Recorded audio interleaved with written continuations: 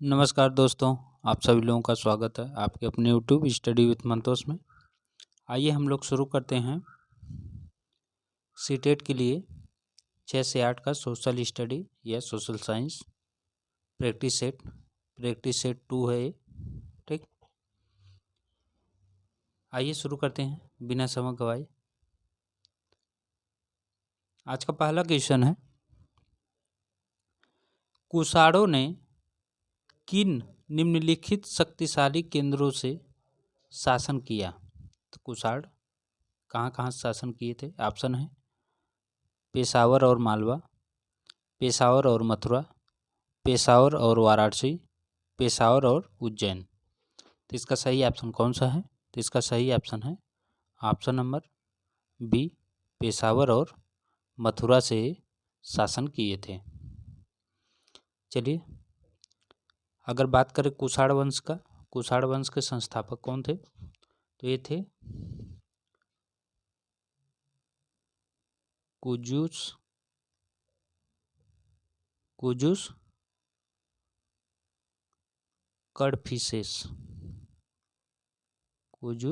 कडफिसेस। चलिए अगला देखते हैं। अगला प्रश्न है, निम्नलिखित कथनों ए, बी और सी को पढ़ें और सही विकल्प का चयन करें। जिसमें पहला है, पूरा पाषाण काल 20 लाख साल पहले से 12,000 साल पहले के दौरान माना जाता है। बी है, इस काल को भी 3 भागों में बांटा गया है, आरंभिक, मध्य एवं उत्तर पूरा पाषाण युग। सी है, मानव इतिहास की लगभग 99% कहानी इसी काल के दौरान घटित हुई। इसका सही ऑप्शन कौन सा है? ऑप्शन है केवल ए, बी सही है, केवल बी और सी सही है, केवल ए और सी सही है, ए, बी, सी सभी सही है। इसका सही ऑप्शन है option number D, A, B, सी सभी सही हैं। ठीक, चलिए अगला देखते हैं। अगला प्रश्न है, चुनाव करना है ए और बी में से। चलिए देखिए, ए है, मनसब मुगलों द्वारा चलाई गई एक श्रेणी व्यवस्था थी जिसके जरिए पद, वेतन, सैन्य उत्तरदायित्व निर्धारित किए जाते थे। बी है, मनसबदारों की सैन्य उत्तरदायित्व का निर्धारण एक संख्या पर निर्भर था जिसे जात कहा जाता था। इसका सही ऑप्शन कौन सा है? ए सही है परंतु बी गलत है, बी सही है परंतु ये गलत है, ए, बी दोनों सही है, ए और बी दोनों गलत है। इसका सही ऑप्शन कौन सा है? तो इसका सही ऑप्शन है ए सही है, बी गलत है। ठीक, ये सही है, बी गलत है। चलिए अगला देखते हैं। अगला है, निम्नलिखित में से किस स्थान पर अशोक के अभिलेख ग्रीक और अरमाइक भाषाओं में पाया गया है? तो कौन से स्थान है? ऑप्शन है कंधार, मास्की, टोपरा, कालसी। तो इसका सही ऑप्शन कौन सा है? इसका सही ऑप्शन है ऑप्शन नंबर ए, कांधार। कांधार में ग्रीक और अरमाइक भाषाओं में पाया गया है। इनके अभिलेखों को 3 भागों में विभक्त किया गया है। इनके अभिलेख जो हैं, अभिलेख ये 3 भाग में हैं। कौन कौन से हैं देखिए, जिसमें पहला है शिलालेख,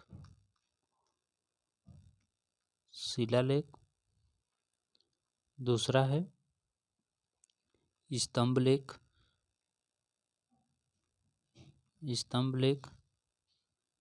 तीसरा है गुहालेख।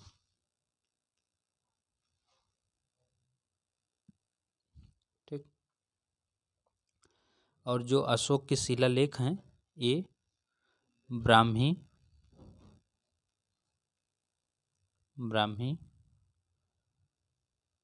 खरोष्टी, ब्राह्मी, खरोष्टी, ग्रीक, अरामाइक, इन जो है लिपि में मिलते हैं। कौन कौन? ग्रीक, अरामाई, ब्राह्मी, खरोष्टी। चलिए अगला देखते हैं। अगला है गौड़ राज्य गढ़कटंगा में 70,000 गांव थे, इसे उल्लेखित किया गया है। तो गौड़ राज्य गढ़कटंगा में 70,000 गांव थे, किसमें उल्लेख किया गया है? उय्याकोडन उदयार के अभिलेख में, अकबरनामा में, बुरंजी नामक ऐतिहासिक कृतियों में, अंग्रेजी ईस्ट इंडिया कंपनी के गुमास्ते विलियम मेडवल्थ के वर्णन में। तो इसका सही ऑप्शन कौन सा है? तो इसका सही ऑप्शन है ऑप्शन नंबर बी, अकबरनामा में ये मिलता है उल्लेख। ठीक, चलिए अगला देखते हैं। अगला है अभिकथन ए कारण आर, विचार करना है। अभिकथन ए, स्थानीय जनजाति लोगों द्वारा पूरी उड़ीसा, मतलब पूरी उड़ीसा में है, पूरी उड़ीसा के जगन्नाथ की काष्ठ प्रतिमा बनाई जाती है। स्थानीय जनजाति लोगों द्वारा पूरी उड़ीसा के जगन्नाथ की काष्ठ प्रतिमा बनाई जाती है, मतलब लकड़ी की, काष्ठ मतलब लकड़ी। जगन्नाथ मूलतः एक स्थानीय देवता थे जिन्हें आगे चलकर विष्णु का रूप मान लिया गया। तो इसमें कौन सा सही है? ए और आर दोनों सही, आर ए की सही व्याख्या है। ए और आर दोनों सही, आर ए की सही व्याख्या नहीं है। ए सही है लेकिन आर गलत है। ए और आर दोनों गलत है। तो इसका सही ऑप्शन कौन सा हो जाएगा? तो इसका सही ऑप्शन है ऑप्शन नंबर ए और आर दोनों सही है, आर ए की सही व्याख्या है। और यही विष्णु का जो है अवतार श्री कृष्ण को माना जाता है। विष्णु का अवतार श्री कृष्ण को माना जाता है। ठीक, चलिए अगला देते हैं। ये जो जगन्नाथ मंदिर है ये पुरी में है, पूरी उड़ीसा। ठीक, चलिए अगला देखते हैं। अगला है निम्नलिखित में से कौन सा कथन बिरसा आंदोलन विषय में सही है? ऑप्शन है बिरसा के अनुयायियों ने लाल झंडे को बिरसा राज का प्रतीक बनाया।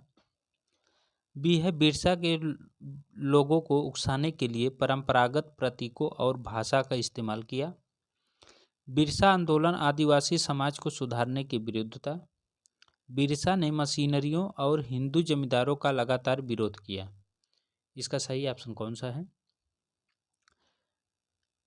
बी तथा डी, सी, डी, ए और बी, ए और सी। तो इसका सही ऑप्शन कौन सा है? तो इसका सही ऑप्शन हो जाएगा ऑप्शन नंबर ए, बी और डी।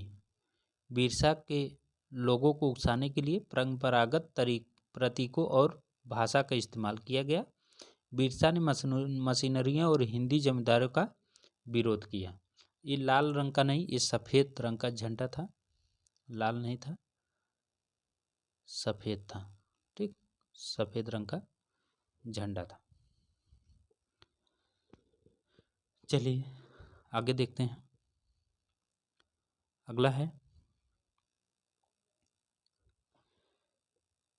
निम्नलिखित कथनों ए और बी पर विचार करना है, जिसमें कथन ए है लाखों ग्रामीण महिलाएं जो सूत काटकर अपनी आजीविका चला रही थीं वे 19वीं शताब्दी के मध्य तक बेरोजगार हो गई।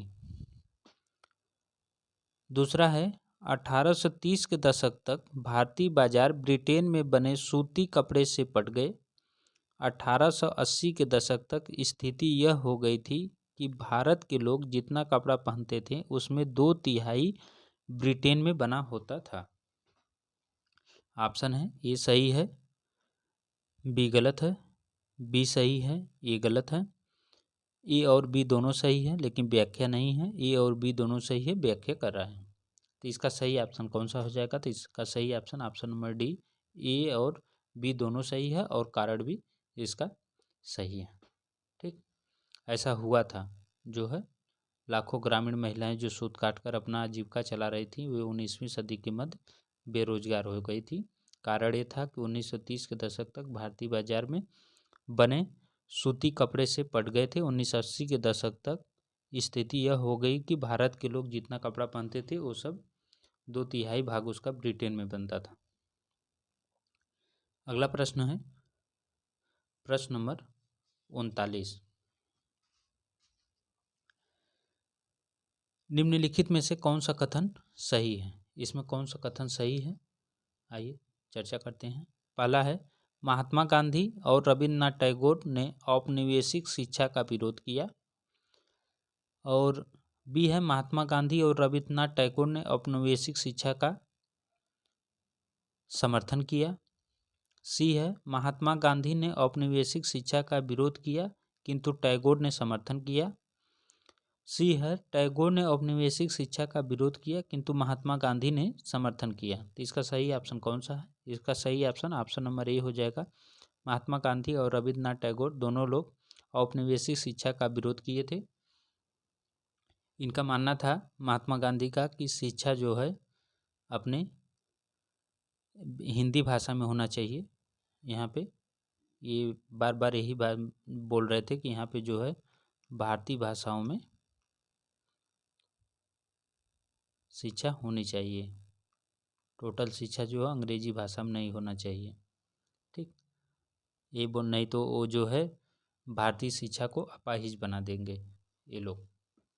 और यही बात ये भी बोल रहे थे जो है रविन्द्रनाथ टैगोर की जो हमारी प्राकृतिक परिवेश है, प्राकृतिक परिवेश हमारे प्राकृतिक परिवेश के हिसाब से यहाँ पे शिक्षा दी जानी चाहिए। ठीक, इसलिए दोनों लोगों ने इसका विरोध किया था।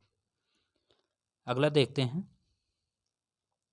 अगला है प्राचीन ग्रंथों में विधवाओं को जलाने की अनुमति कहीं नहीं दी गई। यह कथन की समाज सुधारक के साथ जुड़ी हुई है? श्री नारायण गुरु, स्वामी दयानंद सरस्वती, सुभाष चंद्र बोस, राजा राम मोहन राय। तो इसका सही ऑप्शन कौन सा है? तो इसका सही ऑप्शन है ऑप्शन नंबर डी हो जाएगा, राजा राम मोहन राय। ये इन्हीं समाज सुधारक से जुड़ी हुई है जो है राजा राम मोहन राय जो है ये ब्रह्म समाज की स्थापना किए थे। ब्रह्म समाज, ठीक। और इन्हें पुनर्जागरण का अग्रदूत कहा जाता है। पुनर्जागरण का अग्रदूत कहा जाता है। चलिए अगला देखते हैं। भारत में अंग्रेजों के शासन के दौरान निम्नलिखित में से कौन से संगठन ने जाति उन्मूलन पर मुख्य ध्यान दिया? भारत में अंग्रेजों ने शासन के दौरान निम्नलिखित में से कौन से संगठन ने जाति उन्मूलन पर मुख्य ध्यान दिया? ऑप्शन है सनातन धर्म सभा, एशियाटिक सोसाइटी, भारत धर्म महामंडल, सत्यशोधक समाज। तो इसका सही ऑप्शन कौन सा है? तो इसका सही ऑप्शन है option number D, Satyashodhak Samaj. ठीक, ये ऑप्शन सही है। और सत्यशोधक समाज की जो है इसकी स्थापना कौन किया था? तो इसके किए थे ज्योतिबा फूले। ज्योतिबा फूले किए थे। ठीक, कब किए थे? तो 24 सितंबर 1873। चलिए अगला देखते हैं। अगला है टीपू सुल्तान द्वारा अंग्रेजों का विरोध के संदर्भ में कथन ए, कथन बी को पढ़ें, सही उत्तर दीजिए। जिसमें है अपनी मृत्यु तक टीपू सुल्तान अंग्रेजों के विरुद्ध लड़ते रहे। सही बात है। उसने अंग्रेजों की सांस्कृतिक परंपराओं का विरोध किया। ऑप्शन नीचे दिया हुआ है। इसमें कौन सा सही ऑप्शन हो जाएगा? ऑप्शन है ए सही है किंतु बी गलत है, ए गलत है किंतु बी सही है, दोनों सही है, दोनों गलत है। इसका सही ऑप्शन है ऑप्शन नंबर सी, दोनों सही है। चलिए अगला देखते हैं। अगला प्रश्न है, poverty and un British rule in India नामक पुस्तक के लेखक कौन है? ऑप्शन है ए.ओ. ह्यूम, बदरुद्दीन तैयब जी, रोमेश चंद्र दत्त, दादा भाई नौरोजी। तो इसका सही ऑप्शन है ऑप्शन नंबर डी, दादा भाई नौरोजी हैं जो poverty and un British rule in India नामक पुस्तक लिखे थे। ठीक, और ये कांग्रेस के अध्यक्ष के तौर पर 3 बार रहे। 3 बार कांग्रेस के अध्यक्ष थे। कब कब? 1886 में और 1893 में और 1906 में। चलिए अगला देखते हैं। अगला प्रश्न है, किन किन देशों के राजनेता गुट निरपेक्ष आंदोलन का हिस्सा थे? इसमें कौन कौन से थे? ऑप्शन है भारत, यूगोस्लाविया, इंडोनेशिया, घाना, मिस्र। Bharat, America, Britain, France, Spain. Bharat, रूस, Poland, Hungary, Romania. Bharat, Pakistan, Bangladesh, Sri Lanka, चीन। तो इसका सही ऑप्शन कौन सा है? इसका सही ऑप्शन हो जाएगा ऑप्शन नंबर ए, भारत, यूगोस्लाविया, इंडोनेशिया और घाना, मिस्र। ये हैं जो सही है। और इस आंदोलन की स्थापना कब हुई थी? तो इसकी स्थापना हुई थी 1961 में। 1961 में हुई थी इसकी स्थापना। ठीक, चलिए अगला देखते हैं। अगला प्रश्न है,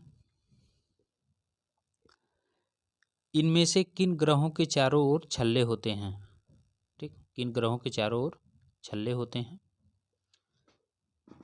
आइए देखते हैं। ऑप्शन है Brihaspati, Shani, Uranus, Neptune. Uranus मतलब अरुण, ये है वरुण। ठीक,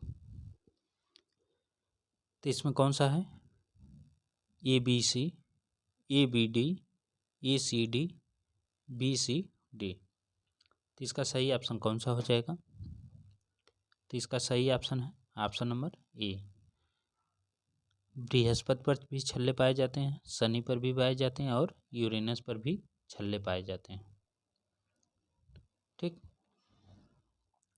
और इसे धब्बों वाला ग्रह बोला जाता है। धब्बों वाला ग्रह, क्योंकि इस पे लाल धब्बा पाया जाता है, लाल। ठीक, शनि काला। इसका आप लोगों को मैं एक वो बता देता हूँ, 1 मिनट रुकिए। देखिए इसमें है, देखिए याद करने का सबसे अच्छा तरीका है, हम हैं नीले, पति हैं पीले,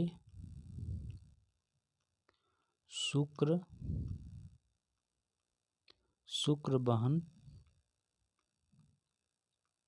बहन चमकीली है,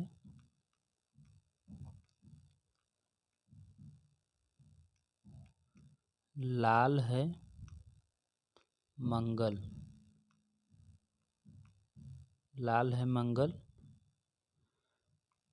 शनि है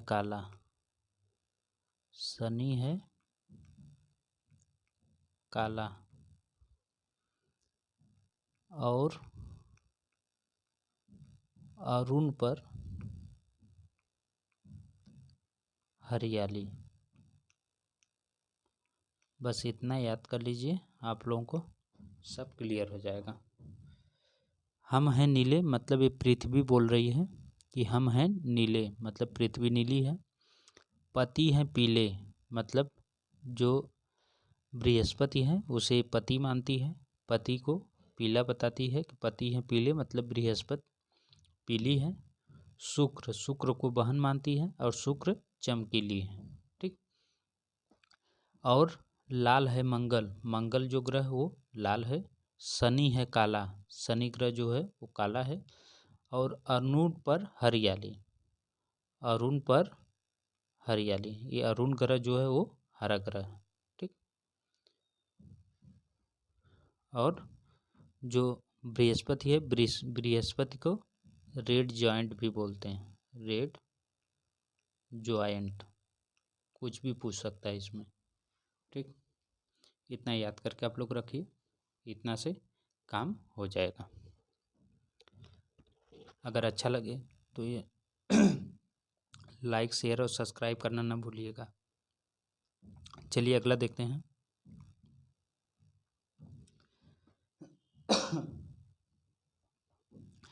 अगला है भारतीय मानक समय किस याम्योत्तर पर आधारित है। तो भारत का जो मानक समय है वो मानक याम्योत्तर आधारित है। ऑप्शन है 75.5 डिग्री पूर्व, 78.5 डिग्री, 82.5 डिग्री पूर्व, 85 डिग्री पूर्व। तो इसका सही ऑप्शन हो जाएगा ऑप्शन नंबर सी, 82.5 डिग्री पूर्व। ठीक। ये हमारा जो है मानक समय रेखा है। कौन सा? 82.5 डिग्री पूर्व। और ये किन किन राज्यों से होकर गुजरती है? तो उत्तर प्रदेश, मध्य प्रदेश,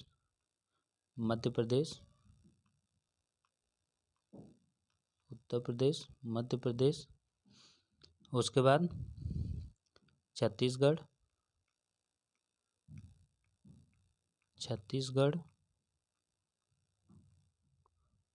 उड़ीसा,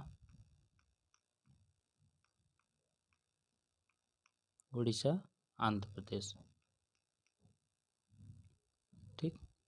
5 राज्य हो गए और इन 5 राज्यों से 82.5 डिग्री पूर्वी देशांतर होकर जाती है, जिसे मानक समय माना जाता है। और ये ग्रीनविच से 5.5 घंटा आगे है। ठीक। चलिए अगला देखते हैं।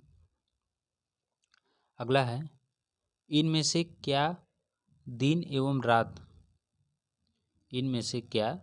एवं रात तथा ऋतुओं में परिवर्तन संभावित करता है। ऑप्शन है क्रमशः पृथ्वी के घूर्णन एवं परिक्रमण, क्रमशः पृथ्वी के परिक्रमण एवं घूर्णन, सिर्फ पृथ्वी का घूर्णन, सिर्फ पृथ्वी का परिक्रमण। इसका सही ऑप्शन कौन सा है? इसका सही ऑप्शन है ऑप्शन नंबर ए, क्रमशः पृथ्वी के घूर्णन और परिक्रमण। घूर्णन के द्वारा रात दिन और परिक्रमण के द्वारा ऋतु में परिवर्तन। चलिए आगे देखते हैं। अगला प्रश्न है पृथ्वी लगभग 24 घंटे में अपने अक्ष 360 अंश पर घूम जाती है, अर्थात 1 घंटे में 15 डिग्री घूमती है। इस प्रकार जब ग्रीनविच में दोपहर 12 बजते हैं तब ग्रीनविच से 30 डिग्री पूर्व में समय होगा। ठीक। ये हमारा ग्रीनविच है। ठीक। ग्रीनविच की इधर है ये पूर्व, इधर ये है पश्चिम। ठीक। इधर पूर्व में जाने के बाद समय बढ़ेगा। ठीक। इधर समय बढ़ेगा और इधर जाने के बाद समय घटेगा। समय इधर घटेगा। ठीक।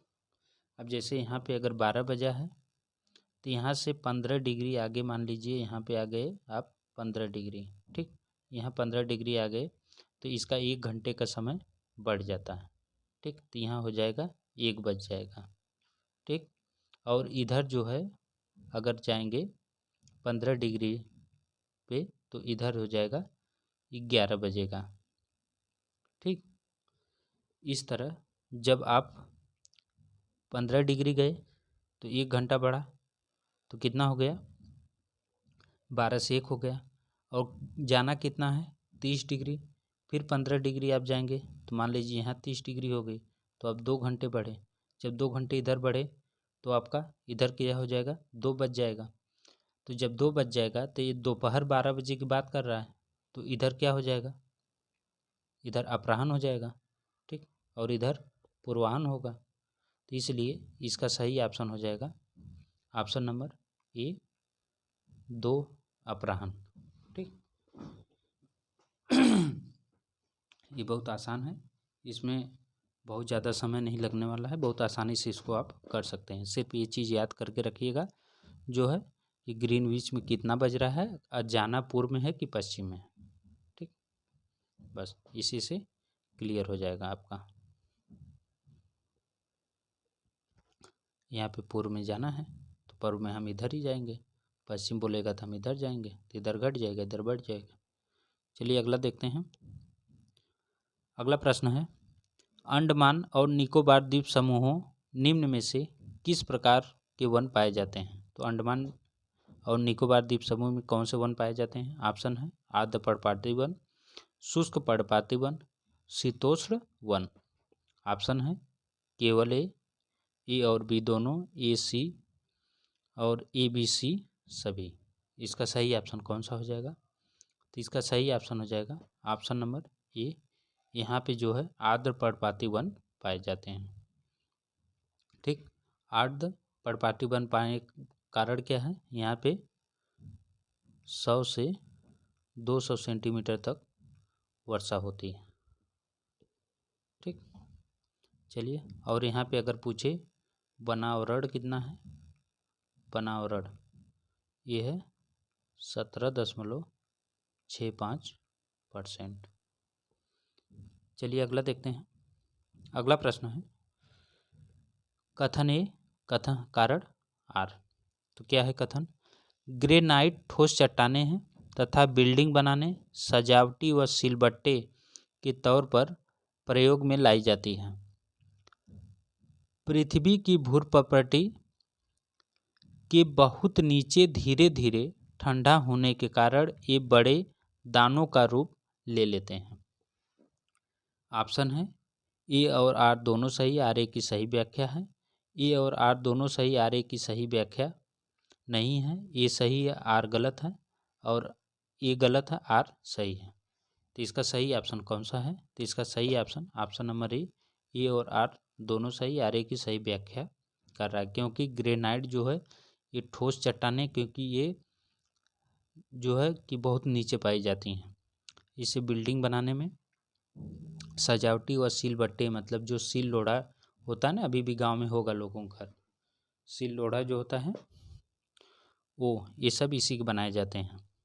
और पृथ्वी की भूप्रपटी के नीचे धीरे धीरे ठंडा, और ये पृथ्वी के अंदर ही होती हैं, ये धीरे धीरे ठंडा होती हैं जो है, और ये बड़े दानों के रूप में हो जाती हैं। ये बड़े दाने का आकार ले लेती हैं। जैसे आप कभी गुड़ उड़ जब बनाएंगे तो उसमें क्या होता है कि जो नीचे वाला भाग होता है, जब उसको बाल्टी वगैरह में रखेंगे कहीं पे तो गर्म रहेगा, उसको गर्म ही उठा के रख दीजिए, तो नीचे देखेंगे तो ढोका ढोका जो है जम जाता है। ऊपर वाला जो है कि वो ऐसे ही प्लेन टाइप दिखता है आपको, नीचे वो जो है रवा हो जाता है पूरा,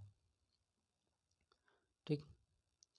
ऐसा जो खेती होती करते हैं वो उनको मालूम, क्योंकि मैं ऐसा तो किया हूँ, मैं जानता हूँ।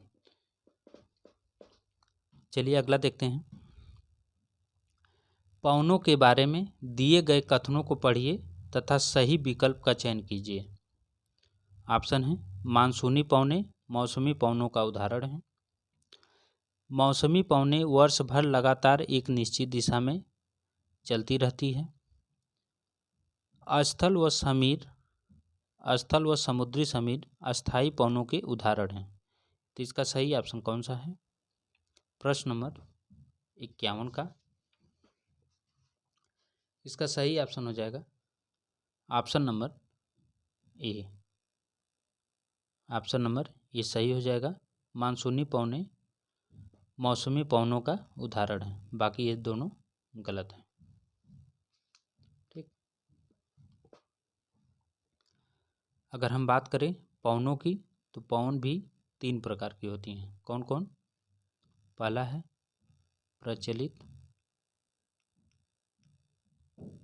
प्रचलित या अस्थाई पवन या अस्थाई पवन। ठीक। दूसरा है सामयिक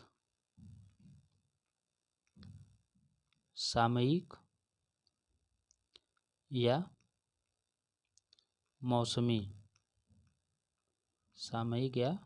मौसमी पवन। तीसरा है स्थानीय पवन। ये 3 पवनें होती हैं। चलिए अगला देखते हैं। अगला प्रश्न है, संघनन के संदर्भ में निम्न कथनों को पढ़िए। जिसमें पहला है, जल वाष्प संघनित होकर ठंडा होकर जल की बूंद बनाते हैं। बी है, जब जल की ये बूंदें इतनी भारी हो जाती हैं कि वायु में तैर न सकें, तब ये वर्षण के रूप में नीचे आ जाती हैं। सी है, आकाश में उड़ते हुए जेट हवाई जहाज अपने पीछे पद चिन्ह छोड़ते हैं क्योंकि इंजनों से निकली नमी संघनित हो जाती है। तो इसका सही ऑप्शन कौन सा है? ऑप्शन है केवल ए और बी दोनों सही है, केवल बी तथा सी सही है, केवल ए तथा सी सही है, सभी ए बी सी सही है। इसका सही ऑप्शन कौन सा है? इसका सही option number D, A B C तीनों सही है। चलिए अगला देखते हैं। अगला प्रश्न है, तिब्बती एंटीलोप का शिकार इसके ऊन मतलब शहतूत के लिए किया जाता है क्योंकि ऑप्शन है, यह वजन में हल्का होता है, यह अत्यधिक गर्म होता है, यह जानवर बहुत अधिक संख्या में पाया जाता है। तो इसका सही ऑप्शन हो जाएगा, ऑप्शन है ए और बी, ए और सी, बी और सी, ए बी सी तीनों। तो इसका सही ऑप्शन कौन सा हो जाएगा? तो इसका सही ऑप्शन है ऑप्शन नंबर ए और बी। ये वजन में हल्का होता है और ये अत्यधिक गर्म होता है। ठीक। ये शहतूत का शाल बनाने के लिए, ये शहतूत का शाल बनाने के लिए 4 से 5 एंटीलोप का 4 से 5 एंटीलोप का शिकार करना पड़ता है, तब जाके एक शाल तैयार होती है। चलिए अगला प्रश्न देखते हैं। नीचे दिए गए कथन ए और बी पर विचार करें। पहला है, नवीकरणीय संसाधन असीमित होते हैं और इन पर मानव क्रियाओं का प्रभाव नहीं होता है। प्रश्न बी है, अनवीकरणीय संसाधन की तुलना में नवीकरणीय संसाधन जल्दी पुनः पूरित हो जाते हैं। तो इसका सही ऑप्शन कौन सा हो जाएगा? ऑप्शन देख लीजिए। ऑप्शन है ए और बी दोनों सही है, ए और बी दोनों गलत है, ए सही है लेकिन बी गलत है, ए गलत है लेकिन बी सही है। तो इसका सही ऑप्शन कौन सा है? सही ऑप्शन नंबर डी हो जाएगा, ए गलत है लेकिन बी सही है। ठीक। नवीकरणीय संसाधन असीमित होते हैं और इन पर मानवीय क्रियाओं का प्रभाव नहीं होता है, ये गलत है। इन मानवीय क्रियाओं का प्रभाव होता है। अनवीकरणीय संसाधन की तुलना में नवीकरणीय संसाधन जल्द पुनः पूरित हो जाते हैं, ये भी बात सही है। चलिए अगला देखते हैं।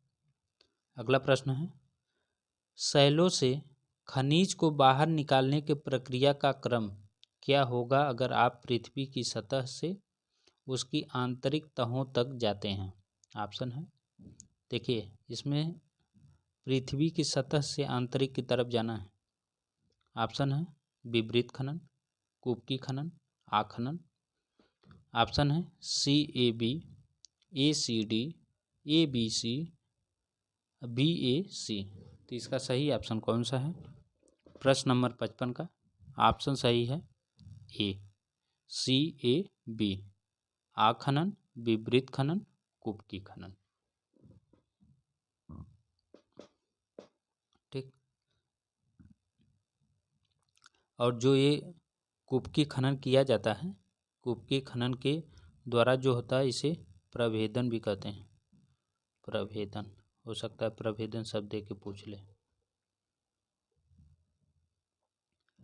चलिए अगला देखते हैं। अगला प्रश्न है, स्थानांतरित कृषि के संदर्भ में निम्नलिखित कथनों पर विचार कीजिए। ऑप्शन है, ये भारी वर्षा वाले क्षेत्र हैं, ये तीव्र पुनर्जन वाले क्षेत्रों में प्रचलित होती हैं, इसे कर्तन एवं दहन कृषि के नाम से जाना जाता है। ऑप्शन है ए तथा बी, बी तथा सी, ए सी, ए बी सी सभी। इसका सही ऑप्शन है option number D, A B C सब सही है। ये भारी वर्षा वाले क्षेत्र भी होती हैं, यह तीव्र पुनर्जनन वाले क्षेत्र में प्रचलित है। इन्हें कर्तन एवं दहन कृषि की कहा जाता है, क्योंकि ये कृषि को जला के करते हैं। वहाँ पे जो है जंगल झाड़ियों को जला देते हैं और उसी में कृषि करते हैं। ठीक। चलिए, इसे झूम कृषि भी बोलते हैं, झूम। चलिए अगला देखते हैं। अगला प्रश्न है, अगर आप कक्षा में प्रेरी और वेल्ड पर परिचर्चा कर रहे हैं तो आप विश्व मानचित्र पर किस श्रेणी को, किस क्षेत्र को अंकित करेंगे। ऑप्शन है संयुक्त राज्य अमेरिका और दक्षिण अमेरिका क्रमशः, दक्षिण अमेरिका और कनाडा क्रमशः, अमेजन बेसिन तथा दक्षिण अफ्रीका क्रमशः, कनाडा और दक्षिण अफ्रीका क्रमशः।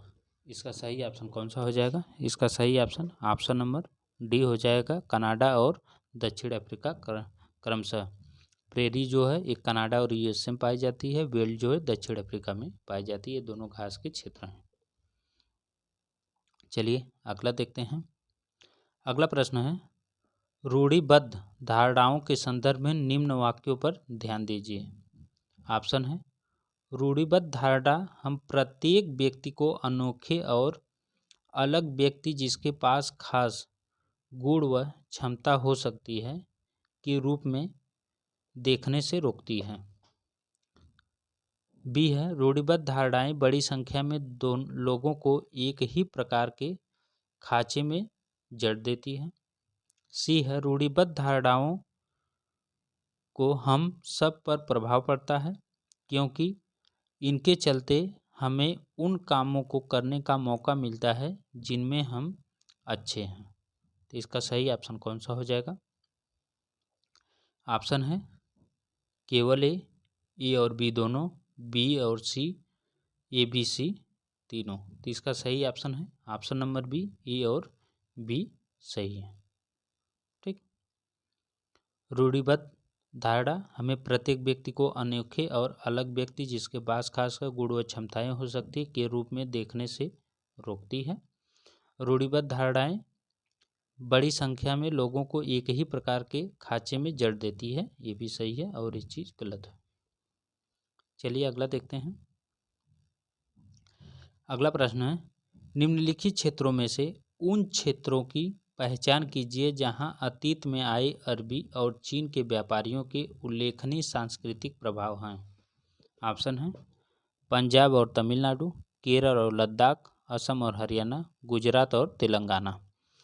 इसका सही ऑप्शन कौन सा है। इसका सही ऑप्शन ऑप्शन नंबर बी हो जाएगा, केरल और लद्दाख, क्योंकि अरबी एवं यहूदी, अरबी और यहूदी ये सबसे पहले केरल में ही आए थे। चलिए अगला देखते हैं। अगला प्रश्न है, भारत के राष्ट्रपति का चुनाव के द्वारा होता है।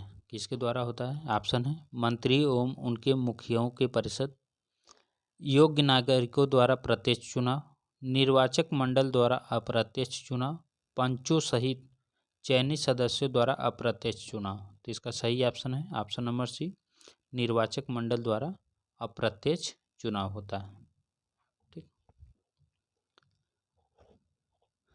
चलिए आगे देखते हैं। अगर इसमें और भी बात कर लें थोड़ा से, तो देखिए इसमें भाग कौन कौन लेता है, राष्ट्रपति के चुनाव में पूछ लेता है। ठीक, तो इसमें लेंगे संसद के दोनों सदनों के निर्वाचित सदस्य भाग लेते हैं, मनोनीत नहीं लेंगे। ठीक, और राजधानी दिल्ली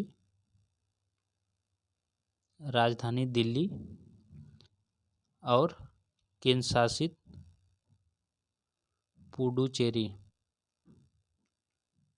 पुडुचेरी सहित विधानसभा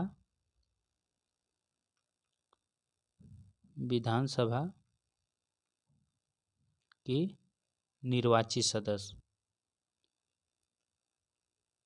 निर्वाचित सदस्य इतने लोग भाग लेते हैं राष्ट्रपति के चुनाव में। चलिए आगे देखते हैं। अगला है, हमारा संविधान सुनिश्चित करता है कि शासन की व्यवस्था केवल कुछ विशेषाधिकृत लोगों को सम्मिलित नहीं करती, जो सभी के लिए निर्णय ले।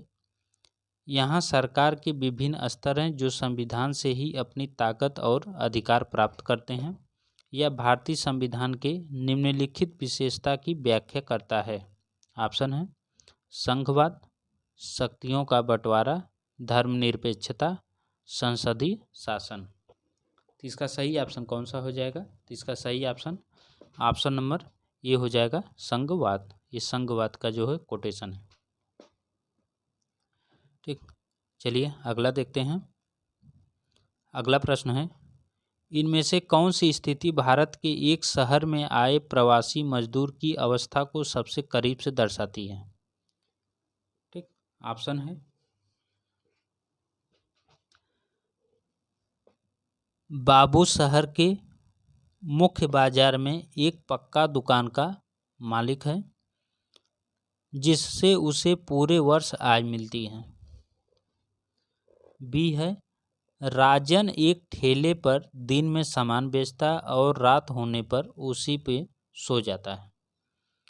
सी है जॉय एक नए शॉपिंग मॉल में ब्रांडेड कपड़ों का शोरूम खोलता है। डी है वीणा एक अनधिकृत बस्ती में एक दंत चिकित्सालय चलाती है। तो इसका सही ऑप्शन कौन सा है? तो इसका सही ऑप्शन हो जाएगा ऑप्शन नंबर बी। जो शहर में आए प्रवासी मजदूर है उनकी अवस्था सबसे करीब से दर्शाती है कि राजन एक ठेले पर दिन में सामान बेचता और रात होने पर उसी में सो जाता है। ठीक, ऐसा होता है, देखने के लिए मिलता है। चलिए अगला प्रश्न देखते हैं। प्रश्न नंबर 63। देखिए प्रश्न है, दादन व्यवस्था के संदर्भ में कथनों पर विचार कीजिए। अब दादन व्यवस्था का देखिए, यह व्यवस्था भारत में बड़े उद्योगों में प्रचलित है। इसमें व्यापारी कच्चा माल देते हैं और उसे तैयार माल प्राप्त होता है। इनमें बुनकर अधिकतर अपने घर कार्यशाला में कार्य करते हैं। तो इसका सही ऑप्शन कौन सा है? देखिए इसका सही ऑप्शन हो जाएगा ऑप्शन ए, बी, सी। नहीं, इसमें सही हो जाएगा ऑप्शन बी और सी। जो है यह व्यवस्था भारत में बड़े उद्योगों में प्रचलित है, ये गलत है। जो और इसमें व्यापारी कच्चा माल देता है और उसे तैयार माल प्राप्त होता है। इनमें बुनकर अधिकतर अपने घर में कार्यशाला में कार्य करते हैं। ये दोनों सही है, तो ऑप्शन सी सही हो जाएगा, ए, बी, सी। अगला प्रश्न है, एक विरोध प्रदर्शन के दौरान पुलिस द्वारा हेक्टर पीटरसन की हत्या की घटना किस ऐतिहासिक संघर्ष से जुड़ी है? ऑप्शन है अमेरिका में रंग भेद के खिलाफ, नेपाल में राजतंत्र के खिलाफ, दक्षिण अफ्रीका में रंग भेद नीति के खिलाफ संघर्ष, अल्जीरिया में उपनिवेशवाद के खिलाफ। तो इसका सही ऑप्शन कौन सा है? तो इसका सही ऑप्शन है ऑप्शन नंबर सी, दक्षिण अफ्रीका में रंगभेद नीति के खिलाफ संघर्ष। ठीक, बहुत लंबे समय से संघर्ष के बाद ये लोग 1994 में जाके स्वतंत्र हुए, स्वतंत्रता मिली इन लोगों को। चलिए अगला देखते हैं। अगला प्रश्न है, हिंदू उत्तराधिकार अधिनियम धारा 2005 निम्नलिखित में से किस कारण हेतु लैंगिक समानता को एक कदम है? लैंगिक समानता की ओर एक कदम है। ऑप्शन है, यह बेटियों को विवाह के बाद पैतृक कुल नाम रखने का अधिकार देता है, यह बेटियों को पिता की संपत्ति पर अधिकार दिलाता है, यह सबसे बड़ी संतान लड़का या लड़की को पिता का उत्तराधिकारी मानता है, यह केवल गैर विवाहित बेटियों को पिता के जमीन पर अधिकार मानता है। तो इसका सही ऑप्शन कौन सा है? तो इसका सही ऑप्शन ऑप्शन नंबर बी, यह बेटियों को पिता की संपत्ति पर अधिकार दिलाता है। कौन? हिंदू उत्तराधिकार अधिनियम 2005। अगला प्रश्न है, भारतीय के दिन को याद करने के लिए गणतंत्र दिवस मनाते हैं। ऑप्शन है, भारत के पहले आम चुनाव, भारत की स्वतंत्रता, संविधान के लागू होने, संविधान का लेखन पूरा होने। तो इसका सही ऑप्शन कौन सा है? तो इसका सही ऑप्शन ऑप्शन नंबर सी, संविधान के लागू होने। जब संविधान लागू हुआ था तब से ही गणतंत्र दिवस मनाते हैं।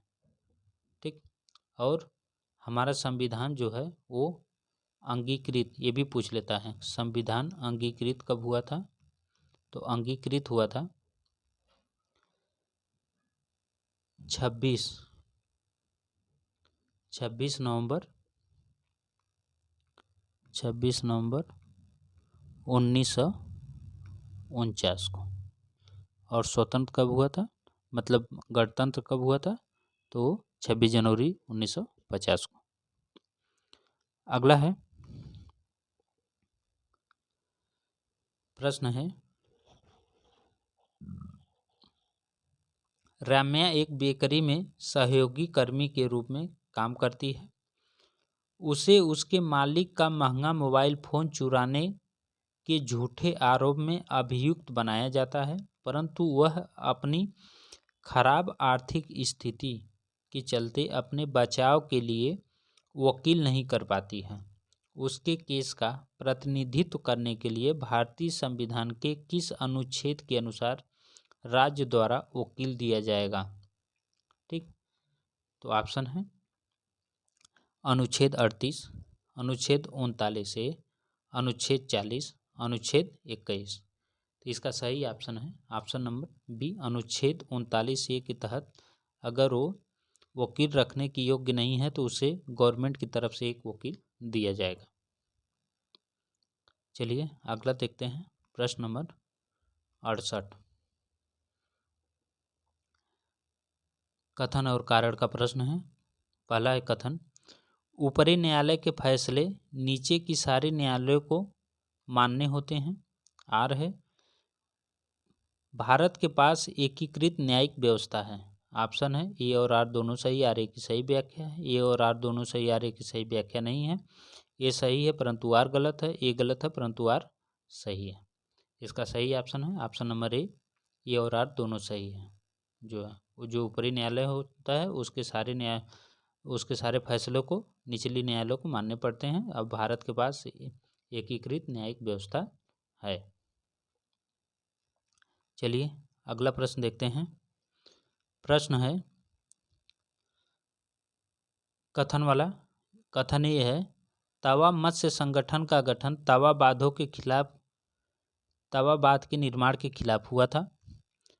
बी है, तवा मत्स्य संघ का गठन मध्य प्रदेश के जंगल निवासियों के जीवन निर्वाह के लिए बांध पर मछलियां पकड़ने के काम को जारी रखने के अधिकार की रक्षा के लिए था। सी है, तवा मत्स्य संघ मछुआरों को ऋण भी देने की व्यवस्था करता है। ऑप्शन है केवल ए और बी और सी, ए बी सी तीनों। इसका सही ऑप्शन है ऑप्शन नंबर सी सही, बी और सी सही है। ये गलत है जो है तवा मत्स्य संघ का गठन तवा बांध के खिलाफ निर्माण के खिलाफ हुआ था, ये चीज़ गलत है।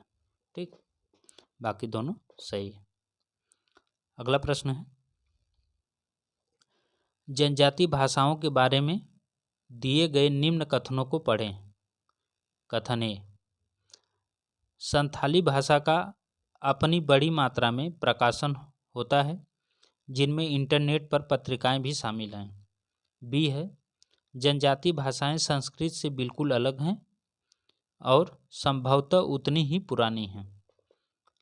ऑप्शन केवल ए सही है, केवल बी सही, ए और बी दोनों सही है, न तो ए सही है न बी सही है। इसका सही ऑप्शन कौन सा है? सही ऑप्शन है ऑप्शन नंबर बी, ए और बी दोनों सही है। ठीक, इनको 92 संवैधानिक संशोधन अधिनियम 2003 के तहत संथाली भाषा को भारतीय संविधान के 8वीं अनुसूची में शामिल किया गया। ठीक, चलिए अगला देखते हैं। अगला प्रश्न है, कॉलम एक्स कॉलम वाई, सामाजिक विज्ञान अधिगम के तरीके, अभिविवेचन अर्थ, इनको मिलान करना है। ऑप्शन है, व्यवहारवादी, समाकलित ज्ञान में सहायता करना, रचनावादी, सीमित कौशल और तथ्य का संचय, बहुविषयक उपागम, विषय हमेशा स्वतंत्र होते हैं, अंतर विषयक उपागम, अधिगमकर्ता केंद्रित और प्रासंगिक। नीचे मिलान दिया है, देख लीजिए। आइए इसको मिलाते हैं। देखिए, सबसे पहले व्यवहारवादी जो हो जाएगा, ये सीमित कौशल और तथ्यों का संचय 2 हो जाएगा। ठीक, और रचनावादी जो है ये अधिगमकर्ता केंद्रित और प्रासंगिक हो जाएगा 4। बहुविषयक उपागम, ये विषय हमेशा स्वतंत्र होते हैं 3 हो जाएगा।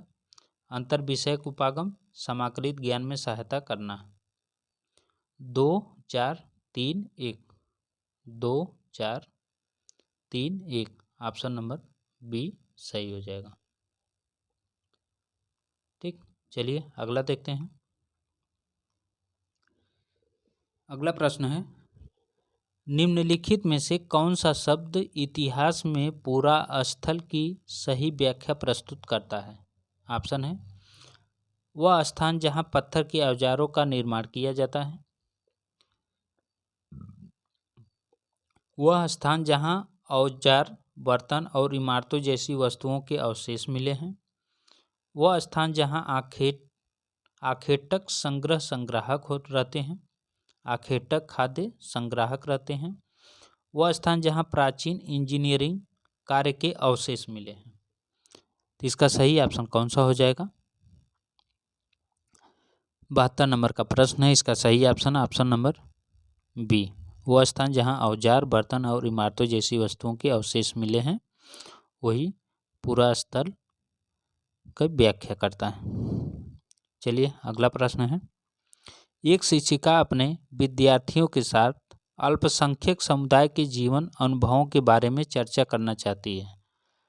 कौन सी अति उपयुक्त शिक्षण रणनीति होगी? ऑप्शन है, अल्पसंख्यकों के लिए संवैधानिक प्रावधानों पर चार्ट, अल्पसंख्यकों के रोजगार पर NSS डाटा, एक फीचर फिल्म जिसमें एक अल्पसंख्यक किरदार हो, अल्पसंख्यक प्रभुत्व वाले क्षेत्रों में लोगों की दैनिक गतिविधियों पर एक प्रस्तुतिकरण। तो इसका सही ऑप्शन कौन सा है? सही ऑप्शन नंबर डी हो जाएगा, जो है अल्पसंख्यक प्रभुत्व वाले क्षेत्रों में लोगों के दैनिक गतिविधियों पर एक प्रस्तुतिकरण।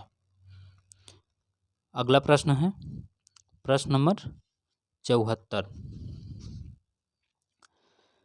प्रारंभिक शिक्षा के विद्यार्थियों को जाति आधारित भेदभाव के मुद्दे से परिचित कराने के लिए निम्नलिखित में से कौन से संसाधन का प्रयोग कर सकते हैं? ऑप्शन है, अभिलेख जो अशोक के स्तंभ पर लिखे हुए हैं, आरक्षण नीति पर लेख, मानव अधिकारों का सार्वजनिक घोषणा पत्र, B.R. अम्बेडकर के बचपन के अनुभवों के वृत्तांत। तो इसका सही ऑप्शन कौन सा है? सही ऑप्शन नंबर डी हो जाएगा, B.R. अम्बेडकर के बचपन के अनुभवों के वृत्तांत। अगला प्रश्न है, एक इतिहास की अध्यापिका मौर्य राजवंश का उदय विषय को अपने विद्यार्थियों को पढ़ाना चाहती है। निम्नलिखित में से कौन सी शिक्षण सहायक सामग्री इस्तेमाल उन्हें करना चाहिए? ऑप्शन है तुलनात्मक समय रेखा, रेखा आलेख, प्रगतिशील समय रेखा, दंड आरेख। इसका सही ऑप्शन नंबर सी हो जाएगा, प्रगतिशील समय रेखा मौर्य राजवंश का उदय पाठ को पढ़ाने में सहायक सामग्री के रूप में इस्तेमाल किया जा सकता है। अगला प्रश्न है, विविधता पाठ से है, विविधता के बारे में पढ़ाने के लिए वृत्त चित्र प्रासंगिक है अगर शिक्षक इसका प्रयोग डाट के लिए करता है।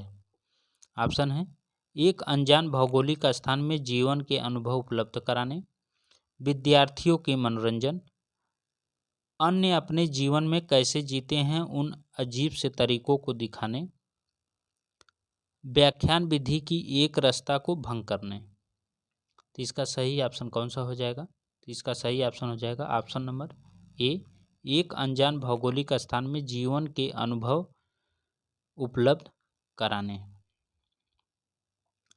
अगला प्रश्न है, एक 7वीं कक्षा की सामाजिक विज्ञान अध्यापिका अपने विद्यार्थियों को ग्राम पंचायत के दफ्तर के दौर पर ले जाती है। इस शिक्षण विधि के क्या फायदे हैं? ऑप्शन है पहला, विषय के बारे में प्रत्यक्ष जानकारी जुटाना, विषय के बारे में अतिरिक्त जानकारी देने का प्रभावी तरीका, स्कूली जीवन का सामुदायिक जीवन से संपर्क स्थापित करना। डी है घटनाओं और घटनाक्रम को दर्ज करने की रूपरेखा प्रदान करना। ऑप्शन है ABD, ABC, ACD, केवल ए। इसका सही ऑप्शन कौन सा है? इसका सही ऑप्शन नंबर बी, ABC सही है। ठीक, और जो डी वाला है ये गलत है, घटनाओं और घटनाक्रमों को दर्ज करने की रूपरेखा प्रदान करना। अगला प्रश्न है प्रश्न नंबर 78, निम्नलिखित में से कौन सी शिक्षण विधि जेंडर संवेदीकरण को पढ़ाने के लिए सर्वोत्तम है? ऑप्शन है परिचर्चा, प्रदर्शन, व्याख्यान, प्रश्न विधि। तो इसका सही ऑप्शन है ऑप्शन नंबर ए, परिचर्चा विधि जो है सही। अगला प्रश्न है, निम्न में से कौन सी रणनीति विद्यार्थियों में आलोचनात्मक सोच को प्रोत्साहित करने में सबसे उपयुक्त है? ऑप्शन है विद्यार्थियों से सभी सूचनाओं को सत्य समझकर स्वीकृत कराना, विद्यार्थियों से अध्यापक के सारे मतों को स्वीकृत कराना, विद्यार्थियों को पक्षपात पहचान में मदद करना, विद्यार्थियों को समस्थिति को सिर्फ एक नज़रिए से देखना सिखाना। इसका सही ऑप्शन कौन सा है? इसका सही ऑप्शन नंबर सी, विद्यार्थियों को पक्षपात पहचानने में मदद करना। अगला प्रश्न है, निम्नलिखित में से कौन सी सामाजिक विज्ञान शिक्षण विधि विद्यार्थियों की प्रस्ताव करने की, तार्किक बहस करने की, जवाबी तर्क देने की और तथ्यों या विचारों को प्रस्तुत करने की क्षमता को विकसित करती है? ऑप्शन है वाद विवाद, परिचर्चा, क्षेत्र कार्य, परियोजना कार्य। इसका सही ऑप्शन है ऑप्शन नंबर ए, वाद विवाद। चलिए अगला देखते हैं। अगला है, सामाजिक विज्ञान की एक शिक्षिका अपनी कक्षा में शैलों की विशेषताएं विषय शुरू कर रही हैं। निम्न में से कौन सी गतिविधि उसके उद्देश्य हेतु सबसे अधिक महत्व रखती हैं? ऑप्शन है पृथ्वी की परतों को दर्शाते मॉडल को दिखाना व उस पर चर्चा करना, पाठ्यपुस्तक में दी गई शैलों की विशेषताओं को पढ़ना एवं समझना, विद्यार्थियों को उनके आसपास पाए जाने वाली शैलों को इकट्ठा करने के लिए कहना, विभिन्न प्रकार की शैलों को लाना तथा इनका प्रयोग इन शैलों की विशेषताओं को पहचानने तथा तुलना करने में करना। तो इसका सही ऑप्शन कौन सा हो जाएगा? तो इसका सही ऑप्शन है ऑप्शन नंबर डी, विभिन्न प्रकार की शैलों को लाना तथा इनका प्रयोग इन शैलों की विशेषताओं को पहचानने तथा तुलना करने में करना। अगला प्रश्न है, भारत के तटीय स्थल रूप पढ़ाते हुए राजस्थान के शिक्षक किस शैक्षणिक समस्या का सामना कर सकते हैं? ऑप्शन है, छात्रों के लिए संदर्भ बनाने में, प्रकाशित सामग्री उपलब्ध कराने में, छात्रों के मूल्यांकन में, पाठ्यक्रम समय पूरा करने में। अब ऑप्शन फिर से सुन लीजिए प्रश्न, भारत के तटीय स्थल रूप पढ़ाते हुए राजस्थान के शिक्षक की शैक्षणिक समस्या का सामना कर सकते हैं। तो इसका सही ऑप्शन है ऑप्शन नंबर ए, छात्रों के लिए संदर्भ बनाने में। चलिए अगला देखते हैं। अगला प्रश्न है, सामाजिक विज्ञान पाठचर्या निम्नलिखित में से कौन सी विद्यमान बाधाएं हैं? ऑप्शन है, विद्यालयों में विद्यमान शिक्षण शास्त्रीय प्रथाएं, अच्छा प्रदर्शन तथा उच्च अंक प्राप्त करने का दबाव, वैज्ञानिक अन्वेषण तथा कौशल निर्माण का अभाव।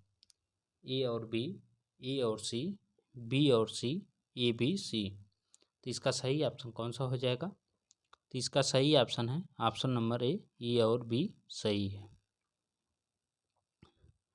विद्यमान बाधाएं पूछा है, तो विद्यालयों में विद्यमान शिक्षण शास्त्रीय प्रथाएं, अच्छा प्रदर्शन तथा उच्च अंक प्राप्त करने का दबाव, ये जो है बाधाएं हैं। चलिए अगला प्रश्न देखते हैं। प्रश्न नंबर 84, प्रारंभिक विद्यालय के छात्रों के समक्ष भारत के राष्ट्रीय आंदोलन की चर्चा के लिए निम्नलिखित स्रोतों को उल्लेखित किया जा सकता है।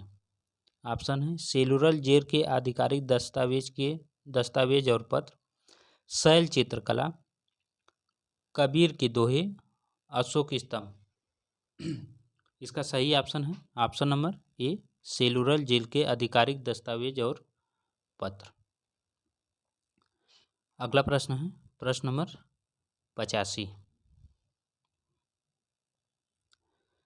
सामाजिक विज्ञान की कक्षा में परियोजना विधि का प्रयोग करने का मुख्य उद्देश्य। ऑप्शन है, विद्यार्थियों को सामाजिक विज्ञान के सैद्धांतिक ज्ञान के निर्माण में संलग्न करना, सामाजिक विज्ञान कक्षा में शिक्षण समय बचाना, सामाजिक विज्ञान शिक्षक का भार कम करना, विद्यार्थियों को वास्तविक जीवन में सामाजिक समस्याओं की जांच में संलग्न करना।